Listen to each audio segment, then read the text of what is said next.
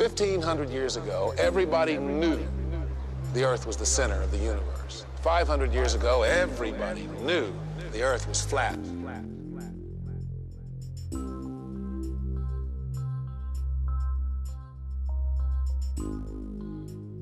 Hey there, Flat Earth researchers and debaters. This is ODD, and this is a follow-up to my video entitled True World, which is a 30-minute rundown of the Flat Earth phenomenon. The response to that video is incredible. I can't even keep up with the comments. Every other second I hear, "Dude, look at the moon. That proves we're on a sphere." "My dad is an airline pilot. This theory is garbage." You know what I mean? Some arguments don't even make sense. It's like, "I ate a chicken pot pie last night for dinner. How does that work on the flat Earth? Huh?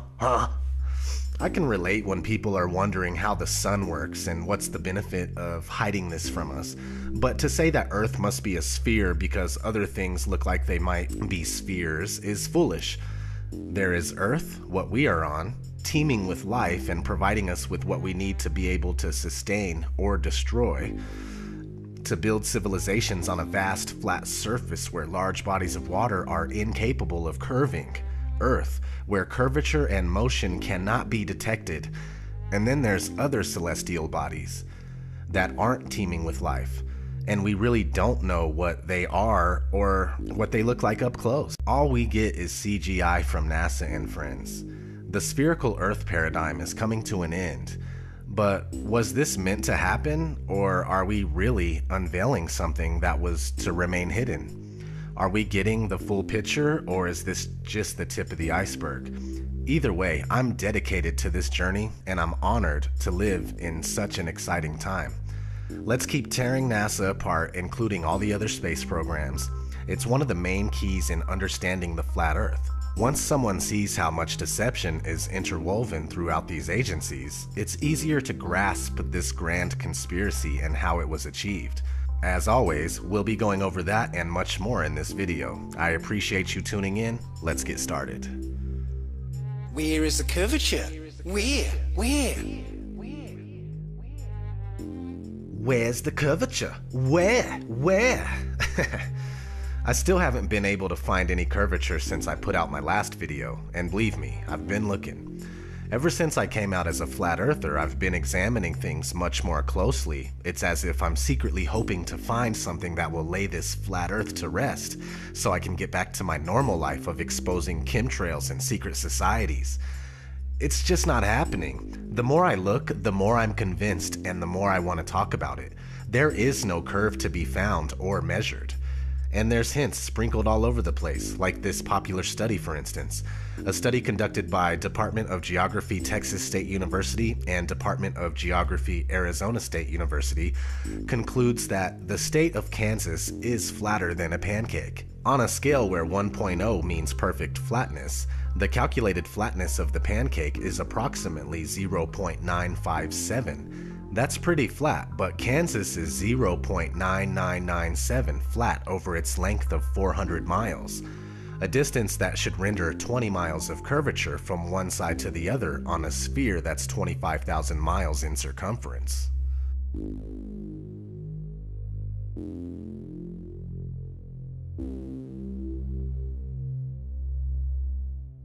And I've seen plenty of stuff at between 100,000 and 130,000 feet that's flat as a pancake. No matter where you are above the surface of the Earth, the horizon always rises to your eye level. Doesn't matter if you're standing on a beach, or up a hill, or in a plane at 35,000 feet, the horizon is always at eye level. We know intuitively if we stand on a beach with a panoramic view that the sea is flat. It's flat at sea level, it's flat from the top of Mount Everest, it's flat from over 20 miles high. In my efforts to try to prove the globe, it's falling apart with horizon tests and seeing things that we shouldn't be able to see. If the ball is real, the math shows that, you know, with the curvature, there are things we should not be able to see, and yet people are seeing it. So that has me really questioning the globe, and I don't question the math, because that math came from globalists. It came from people who believe the globe. So it's not math conjured up by flat earthers. I used to be a lifeguard on Ventura Beach, and on a good day, on a clear day, we could look out and see the Anacapa Arch. Well, the Anacapa Arch is almost 20 miles away, and it's only 40 feet high. So the math says that if we're on a ball, 25,000 mile circumference ball, that the top of that 40-foot island arch should be over 200 feet below our ability to see it on the other side of the curve. I found this photo from Grand Mere State Park. This is from Joshua Nowicki, and what you're seeing here is a mirage. We typically would not be able to see this from the Lake Michigan shore. We talked about this last night. Conditions are right on the lake that we're actually seeing a mirage of the Chicago skyline. Very interesting. Here's what's happening. This is a good example of a superior mirage. So Joshua was on the Lake Michigan shore. He was looking towards the west, and Chicago's beyond the horizon. Should not be able to see it. However, with the right conditions, we have an inversion. We have cold air near the cold lake water and some relatively warmer air above it. This will bend the image of that skyline back towards the viewer. And so typically we would not be able to see this. This image would be viewable from much, much higher in the sky, up in space. But instead, we're able to see it on the Lake Michigan shore. Shut up, conspiracy theorist. The horizon is not the curvature of the ball Earth. The horizon is just the vanishing line of perspective from your point of view.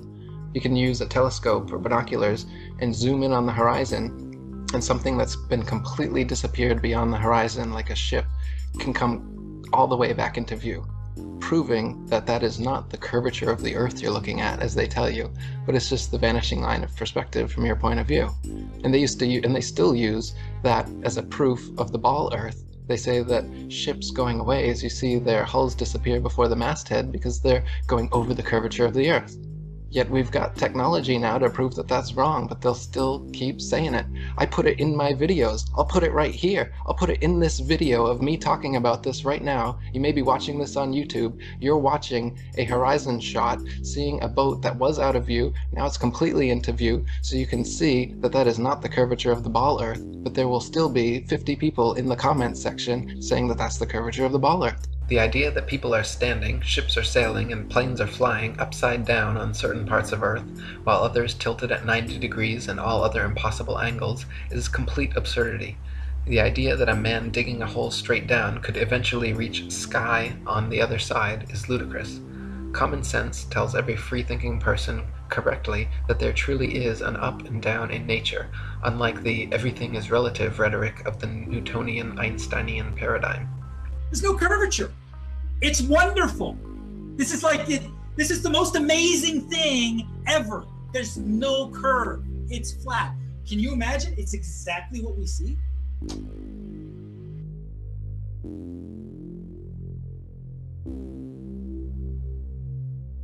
I cannot express this enough, but NASA is just not giving us the truth about what they know. This is crucial to understand. Forget about the flat Earth for a minute if you have to. Focus on NASA and research them for a few days or for a few weeks. If you can't tell that you're being deceived, then I'm afraid that there is no use for you in this cause anyway. Check out this NASA document describing a flat, motionless Earth. So I came across this paper. It's an official NASA document published in August 1988 called The Derivation and Definition of a Linear Aircraft Model. And it's jam-packed full of mathematic equations, formulas, and all sorts of other stuff that describe a linear aircraft model. What I found interesting was on page 35 it says this: concluding remarks. This report derives and defines a set of linearized system matrices for a rigid aircraft of constant mass flying in a stationary atmosphere over a flat, non-rotating Earth. I'll put a link to this in the description. The other thing I'd like to mention at this point is how easily we can be fooled by two-dimensional imagery. We've been trained and conditioned to suspend disbelief when we see certain two-dimensional imagery, such as photographs. You know, a photograph is not reality. It's a photograph. And photographs can be altered and manipulated. Video is not reality. And here's some examples of that. point is, you can't automatically trust any two-dimensional imagery or media that's presented to you by the establishment. The best example of space shuttle fakery is the Challenger disaster. In 1986, the shuttle Challenger exploded about 74 seconds after takeoff, killing all 7 astronauts inside. Or did it? It turns out that 6 of the 7 are still alive and kicking today. Ellison Onizuka claims to be his identical twin brother Claude. Yeah, I've got an identical twin brother Claude too. The Challenger pilot Mickey Smith hasn't even bothered changing his name. He's now Professor Michael J. Smith of University of Wisconsin. Now, Krista McAuliffe was a bit of a sneaky one. She was the Challenger payload specialist, quite famous for being a teacher. It turns out during her astronaut days she was using her middle name, Krista, and now she goes by her first name, Sharon, and she's a Syracuse law professor. The Challenger commander, Francis Richard Scobie, is now Dick Scobie, which sounds like a rather unpleasant disease, CEO of Cows in Trees Limited. Judith Resnick, the Challenger mission specialist, again hasn't even bothered changing her name. She's a professor at Yale Law. And finally, Ronald McNair, another Challenger mission specialist, claims to be his identical twin brother, Carl McNair. What are the odds? What most people don't realise is that all the characters in this story are all actors in the same club, as George Carlin put it. Evidence that is coming from primarily NASA, the government, and the military. 3 organizations that have proven to be completely untrustworthy on numerous counts. If we were to put them on trial, they would all be guilty of being pathological liars. I won't even go into stars here. Stars are still 100% a mystery. All we know is that they say that they are trillions of miles away. That's for you to believe or to not believe. But planets, okay, we can see them independently. They look like luminous objects in the distance. But without NASA CGI photos where shading is added, they can't be confirmed as spheres. Through my telescope, they don't appear to have life or livable terra firma. We simply don't know what they are, but they appear to just circle around us and have something to do with the mechanics of this reality.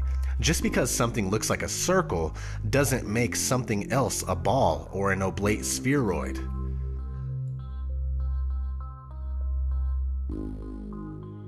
It is claimed the other planets are spheres, and so therefore Earth must also be a sphere. Firstly, Earth is a plane, not a planet, so the shape of these planets in the sky have no bearing on the shape of the Earth beneath our feet.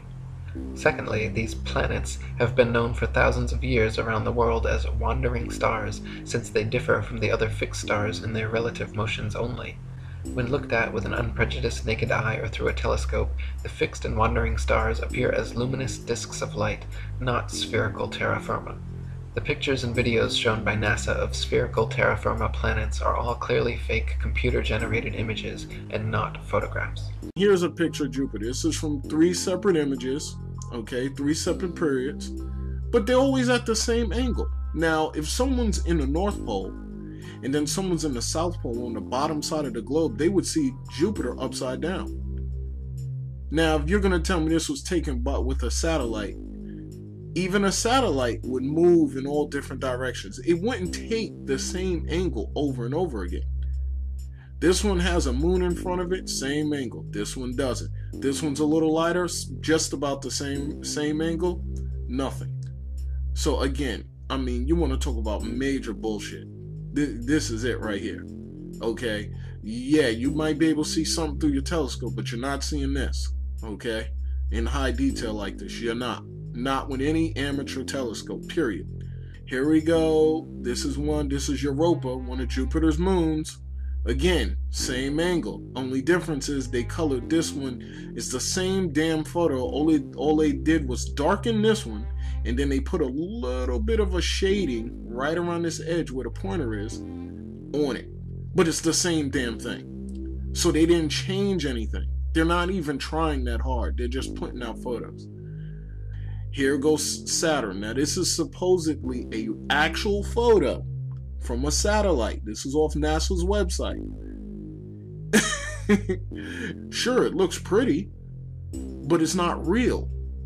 And they're telling you it's real, and you believe it because your ego won't allow you to say, look, it's all fake. Your ego won't allow you to know the truth. Every picture we have from NASA of a planet is a artist rendering. They're not real pictures. If you take a strong telescope and look at a planet, it looks nothing like this. It looks like a self-illuminating light. It looks more like a star. They used to call planets wandering stars. Next, Saturn, I've looked at myself through high-powered telescopes, and it really looks like a light bulb. It doesn't look like it's reflecting light. The rings are lit up. There's none of these colors on there. And these are just artist renderings. And if you believe that they're real, you're just sadly mistaken. Next, we recently had Pluto, pictures of Pluto. The one kind of center bottom is the most recent one. Go to the next one. And if you look at it, again, Disney style, they show us this ridiculous picture, and Pluto is actually on Pluto. They're literally laughing at us. In 240 BC, a Jesuit named Eratosthenes, he calculated the Earth's circumference. He did that by planting a stick in the ground at midday so that the sunlight, being directly overhead, would cast no shadow. Simultaneously, about 400 miles away, somebody else planted the stick in the same way and found that the sunlight cast a shadow. So by taking a shadow length and knowing the distance between the sticks, you could theoretically work out the circumference of the Earth. This method requires that the sun be a long, long way away so that the light coming from the sun is all parallel. However, it turns out that you'd get exactly the same results on a flat Earth if the sun were only 3,100 miles away and 34 miles across.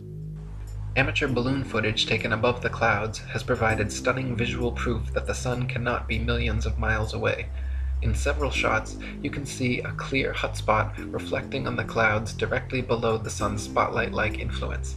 If the sun were actually millions of miles away, such a small, localized hotspot could not occur. Another proof the sun is not millions of miles away is found by tracing the angle of sun rays back to their source above the clouds. There are thousands of pictures showing how sunlight comes down through cloud cover at a variance of converging angles.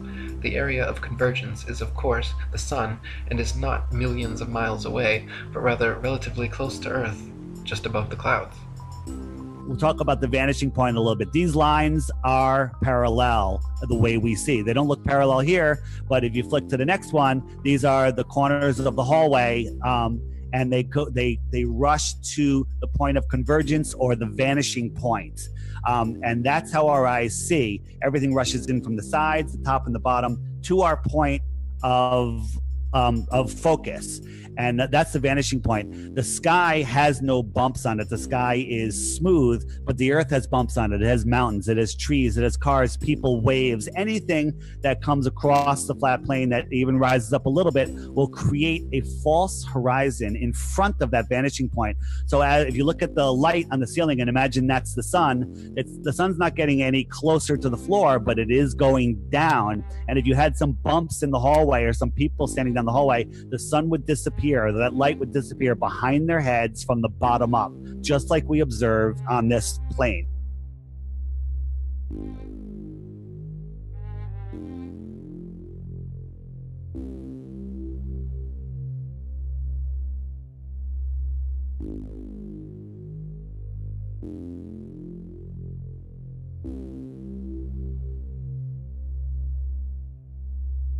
Let's turn our attention to the moon. Many of us have seen the moon appear full at various times throughout the day, as in this picture. But how can that happen? If you're standing at point C, then it's the middle of the night. Full moon, no problem. And if you're standing at point A, it's early in the morning. Certainly if you stare back at the moon in the night sky, then yes, you can see a full moon. But if you're standing at point B, which is midday, that is, the sun is directly overhead, then there isn't anywhere that the moon can be that will allow you to see it as full, because the sun will be illuminating the side of the moon that is facing away from you. So the best you'll be able to see is a sliver of the moon. Think about it next time you see the full moon during the day. Every month the moon goes through 8 distinct phases. Always the same 8, always the same order. Supposedly because of a relationship between the position of the moon relative to the position of the Earth and the Sun. So let's say it's December, and throughout the month we see the normal 8 phases of the moon. But what happens when it's June and the Earth is supposedly on the other side of the Sun? Shouldn't these phases be reversed? That's not what we see. We see the same 8 phases in the same order.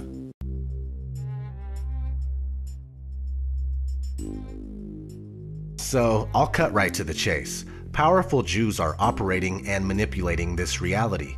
As of right now, it doesn't take much research to figure this out. Just to clarify, not every Jewish person is in on the conspiracy, but in the grand scheme of things, wealthy Jewish families have the control. They own the Federal Reserve, they own the World Bank, they own Hollywood and the media, they own Freemasonry, and much, much more. Freemasonry is one of the oldest secret societies in the world and was born from Judaism and has nothing but Jewish terms and ideas. Freemasons are scattered across the world to serve as instruments for the elite agenda. Several of these Freemasons work for NASA. Ptolemy, who first put forward the heliocentric model, was acknowledged as the first Mason. Copernicus was a Jesuit priest. Sir Isaac Newton was a Freemason. All the astronauts are Freemasons. So you can see how this lie could work if all these celebrated people are telling the same story. Nicholas Copernicus, Johannes Kepler, Galileo Galilei, and Isaac Newton, the 4 forefathers of the globalist heliocentric doctrine, all posed for Masonic portraits, highlighting various symbols and hand signs denoting their affiliation with the Brotherhood. Galileo poses on a Masonic checkerboard floor, Kepler with the hidden hand sign, and all 4 of them pose with a Masonic compass and globe while flashing the Masonic M hand sign. Sir Isaac Newton was even knighted by Queen Anne at Trinity's College Masonic Master's Lodge. An inordinate number of NASA astronauts, the current propagators of the globalist heliocentric doctrine, are or were admitted Freemasons as well. John Glenn, 2-time U.S. Senator and one of NASA's first astronauts, is a known Mason. Buzz Aldrin Jr., the second man to lie about walking on the moon, is an admitted ring-wearing, hand-sign-flashing 33rd degree Mason from Montclair Lodge No. 144 in New Jersey. Edgar Mitchell, another supposed moonwalker aboard Apollo 14, is an Order of Demolay Mason at Artesta Lodge No. 29 in New Mexico. James Irwin of Apollo 15, the last man to lie about walking on the moon, was a Tejon Lodge No. 104 member in Colorado Springs. Don Eisel on Apollo 7 was a member of the Luther B. Turner Lodge No. 732 in Ohio. Gordon Cooper aboard Mercury 9 and Gemini 5 was a Master Mason in Carbondale Lodge No. 82 in Colorado. Virgil Grisham on Apollo 1 and 15, Mercury 5 and Gemini 3 was a Master Mason from Mitchell Lodge No. 228 in Indiana. Walter Schirra Jr. on Apollo 7, Sigma 7, Gemini 6 and Mercury 8 was a 33rd degree Mason at Canaveral Lodge No. 339 in Florida. Thomas Stafford on Apollo 10 and 18, Gemini 7 and 9 was a Mason at Western Star Lodge No. 138 in Oklahoma. Paul Weitz on Skylab 2 and Challenger is from Lawrence Lodge No. 708 in Pennsylvania. NASA astronauts Neil Armstrong, Alan Shepard, William Pogue, Vance Brand, and Anthony England all had fathers who were Freemasons too. The amount of astronauts known to be Freemasons or from Freemasonic families is astonishing. It is likely that more astronauts and people of key importance in NASA are affiliated with the Brotherhood as well, but not so open about their membership. For there to be this many Masons, members of the world's largest and oldest secret society, involved with the promotion and propagation of this globalist heliocentric doctrine from its outset to today, should raise some serious suspicion.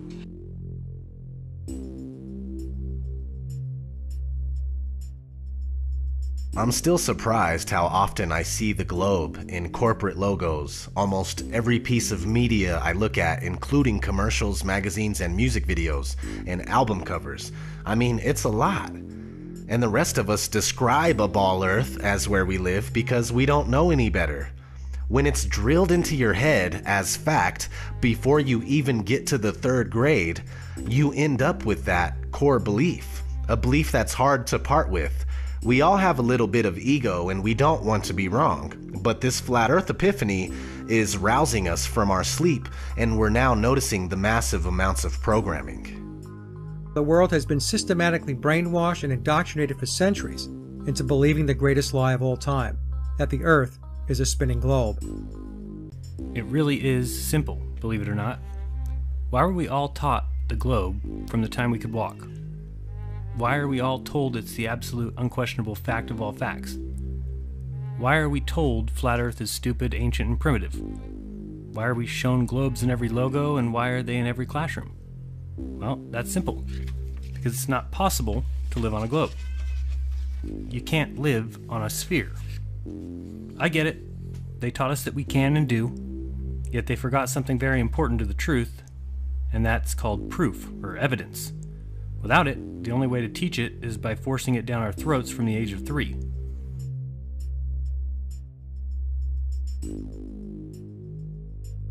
It's simple. Because worldwide governments and agencies trying to falsify where you live in your mind is the epitome of mind control. Think about it. History is already obscure and shrouded in secrecy. We don't know our true origins. What better than to also hide where we are and what our natural purpose is? We are considered cattle, goyim, easily fooled and easily swayed by the mainstream media. Our society is engineered, and the ideas that we think are our own are actually pre-manufactured by entities such as the Tavistock Institute, and then it's seeded into our minds through movies, TV shows, and music. When one doesn't recognize this, they are essentially controlled in every way without even knowing it. I have knowledge of this, and I'm still controlled by time and money and other things. Trying to find out what they know and also what they don't want us to know is important, and one of the things that they are keeping from us is our home. This is the case. If this flat Earth is our universe, then it elevates man and this Earth to supreme importance, where every life, human or otherwise, is significant and sacred. And when we all realize that, then the world, the universe, changes. Why don't they care? Well, it's not that they don't care, it's that they don't know that it's true, and even if it is true, they can't see how deep this goes, so they don't understand why it's even relevant or important. The shape of the Earth doesn't seem that important until you really expound upon the deepness of this conspiracy and how far-reaching it is. To me, it matters because if they're going to lie about something like what the Earth actually is, then there's no limit to what they will lie about. We're a random sneeze, we're an accident, we just blew up and molecules started spinning around together, and eventually a fish crawled up onto water and turned into a monkey, and that turned into you, and here we are. That's what they're trying to tell you. Think about how that makes you feel metaphysically. Where does that place you as a speck of dust in the corner of the universe? Once you start seeing past this illusion and you accept that things aren't adding up, you also start to notice how this subject is heavily and unnecessarily ridiculed.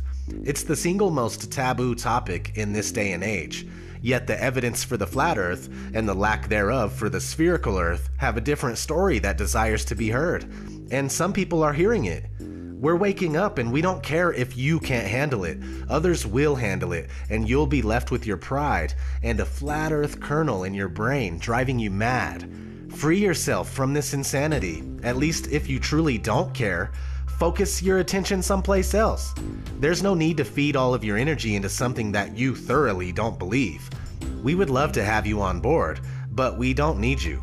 You stay firmly put while the rest of us try to unlock the doors to the real knowledge.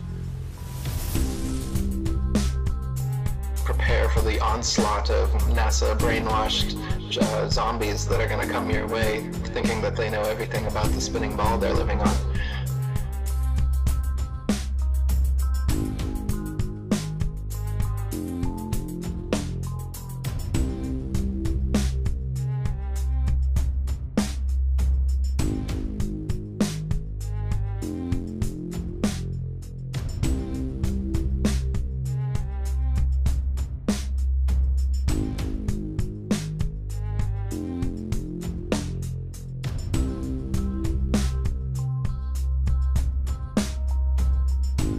Let us never tolerate outrageous conspiracy theories.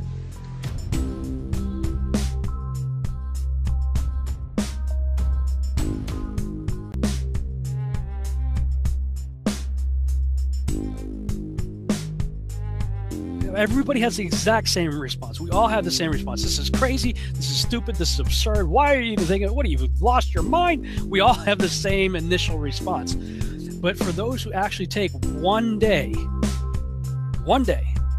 to try to research this stuff for themselves, at the very least, they become hooked and have to spend another day and another day. And the more you spend looking into it, the more you're going, I don't know what to believe.